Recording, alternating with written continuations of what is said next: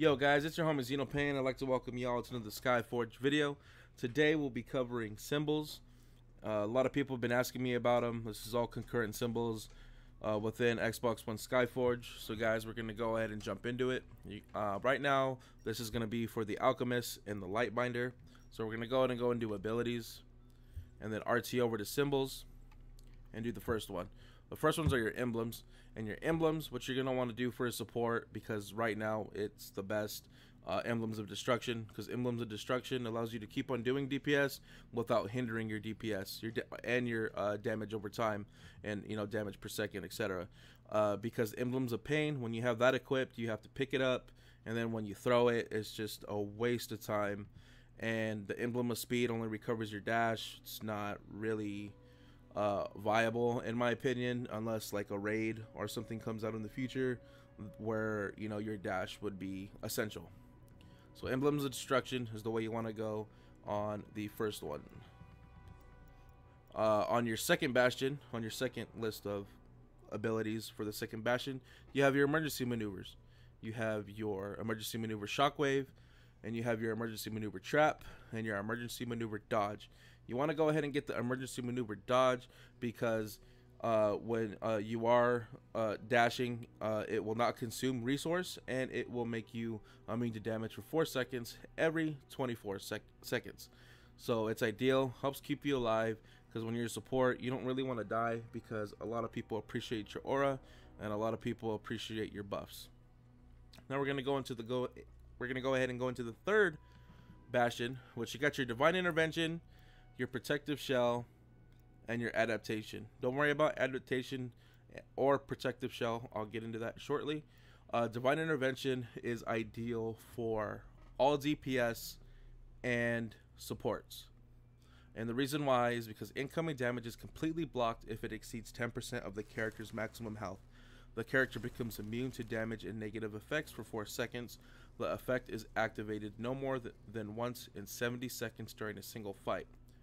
This is so very good, because say if you have a tank, because I think we're gonna need tanks for the next raids, or the next distortions coming out in Gen 2, or say you have one person aggroing the boss. Well, if that boss just all of a sudden aggroes on you or has an AoE, it's gonna take that 10% damage away from you, and being immune to that 10% damage loss, it's just very good. Okay guys, so if you're a DPS or if you're support, get divine intervention.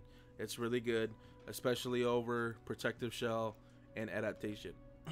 Now we're gonna go into the fourth bastion. You have protective dome, reflective barrier, and pain shock. You guys can either go for reflective barrier or protective dome. I say protective dome, and the reason why is using offensive abilities allows you to use protective dome. Protective dome reduces damage taken by all your allies in a 12-yard radius, including you, by 60%, but does not let you perform any actions and can be interrupted by movement. Cooldown is 50 seconds. So that just protects everybody in the group. He won't be able to do anything while it's in effect, but it's still good. If you are by yourself, you would use Pain Shock to let you do more DPS. So if you guys want to switch out your symbols, Pain Shock is really, really good. And then your Reflective Barrier, it's situational, because you got to use your offensive abilities, and then it'll proc when people are attacking you, and then you can send that right back. So I mean, Reflective Barrier is super situational. Protective Dome and Pain Shock are ideal. Pain Shock for single when you're by yourself, and Protective Dome when you're in a group. Or you could say screw it and get Pain Shock and just go with that. It just depends on your preference. Now we'll go ahead and go into the fifth bastion. The fifth bastion, you have defense mode, support mode, and piercing formation. In my opinion, I think defensive mode is better as a support than support mode. DPSs will be using support mode. It's more ideal for them. And it's ideal for supports to use support mode as well, but with a defensive mode, it'll apply a shield to someone who's almost dead, that needs that extra survivability during a group or raid. And that's just what I recommend. You're a support, you want to help somebody out, especially if they're about to die, and support mode is if you want to give TPS. So if you guys were to choose on a support class, you guys would either go defense mode or support mode. Now we're gonna go ahead and go into this bastion. This bastion has sudden death, crushing aura, and reactive materials. For a support, you're gonna want to go crushing aura, because when your attacks using a special weapon have a certain chance to inflict 144,000 to an enemy with energy discharge. But if you're a support, regardless of whether or not you're using a special weapon or not, you'll still get this effect if people are affected by your aura. Very good. Get that extra damage increase, get to F stuff up. It's super great. Now for the last one, you just want Chain of Destruction, because the other ones are booty in my opinion. Chain of Destruction, energy discharge applies chain lightning to the target, which inflicts 115k damage 6 times. So you just auto attack and it'll just apply. So it's awesome. But that is the symbols for the support. That's what I recommend for the support.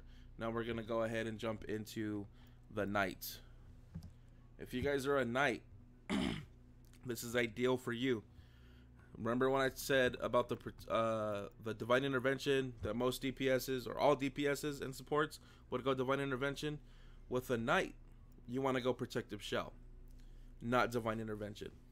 And the reason why is because when you have protective shell on, for every 10% of health loss, you gain an effect that reduces incoming damage by 40% every 6 seconds. When you are a knight, you are taking an exceptional amount of damage. You are constantly getting hit if you're keeping that aggro. There's nothing to protect you. You don't have the shields like a paladin does. You just have the mitigation and the health.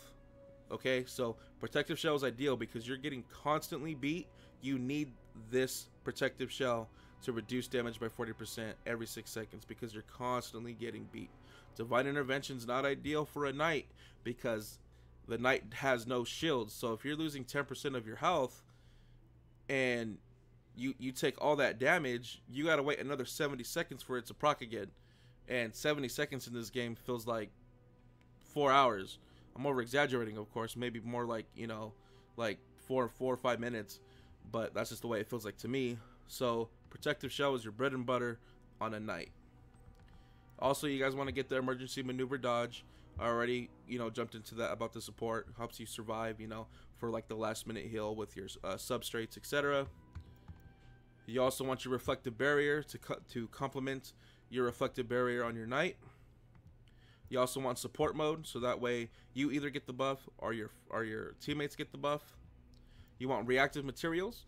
The reason why you want reactive materials is because your attacks using a special weapon have a certain chance to inflict 144k to the enemy with energy discharge. Enemies that attack you also have a chance to take this damage regardless of whether you have a special weapon or not. So super good. They're attacking you. Reactive materials activates. You're doing that extra DPS as a knight. And then you have your chain of destruction. Now we're gonna go ahead and jump into Paladin. Now with Paladin, it's pretty much the same. You want the reflective barrier to complement your shields, but this time you want divine intervention on your Paladin. And the reason why is because if you're a Paladin and if you have your rotation down, you shouldn't be taking little to none damage. You should be taking no damage. Literally, like you probably lose maybe 2-3% of your health every, like, I don't know, 5 minutes. I was a Paladin when I started, and divine intervention is great. So that way, when an AOE or a heavy hitting ability is about to smack you, and there's no shield on you, and you just mess up your rotation, it's a nice save to have that divine intervention proc and make you negative or make you immune to negative effects and damage. And with the 70 seconds during a single fight, it's gonna be viable. So that's the ideal thing for a Paladin. So different between a knight and a Paladin. Can't stress that much. Oh, I also wanted to jump into this right here real quick, guys.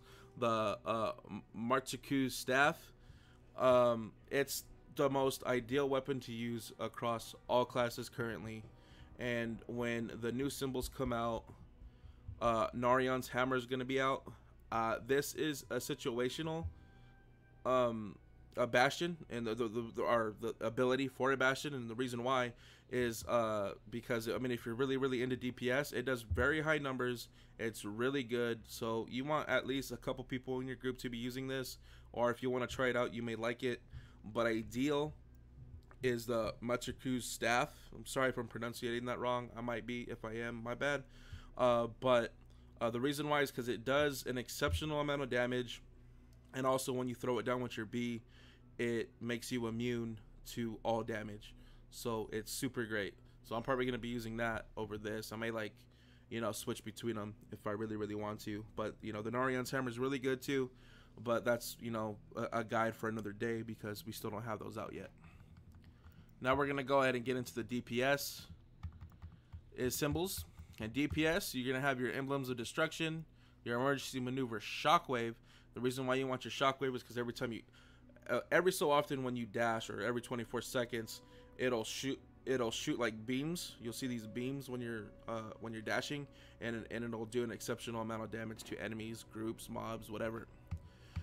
You also want the divine intervention, and the reason why you want the divine intervention is because if you're a DPS, you shouldn't be taking that much damage. You shouldn't be getting hit. If you're an ideal tank DPS, you could go protective shell if you really want to, but it's really not all that great on a DPS, so I just go divine intervention. And divine intervention also procs on when you're in the middle of the park or in the middle of a region and you want to fight somebody, it'll proc in the fight. So it's really broken. It's dumb, to be honest, but it does. Also, guys, you want to go ahead and get your pain shock. Pain shock will proc with your LT. Use your LT, does an exceptional amount of damage to group mobs and bosses. But it also proc your chain of destruction too, which will chain off the enemies, and it'll like kill maybe 2 or 3 depending on how much damage your symbol can do at the time and what level you are.